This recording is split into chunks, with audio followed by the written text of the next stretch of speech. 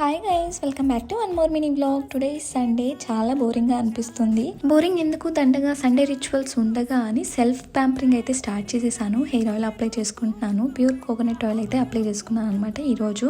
And ఈ మధ్య నేను ఎండలలో బాగా తిరిగేస్తున్నాను, బట్ అస్సలు కేర్ తీసుకోవట్లేదు. సో దట్ ఈరోజు ఈ ఫేస్ ప్యాక్ని అయితే వేసేసుకోవాలని డిసైడ్ అయ్యాను అనమాట. నా స్కిన్ టైప్కి అన్ని ప్రోడక్ట్స్ సెట్ అవ్వవు, ఏది పడితే అది యూస్ చేయలేను. చాలా కేర్ఫుల్గా ప్యాచ్ టెస్ట్ చేసి అది వర్క్ అవుతుంది అన్నప్పుడే నేను యూస్ చేస్తాను.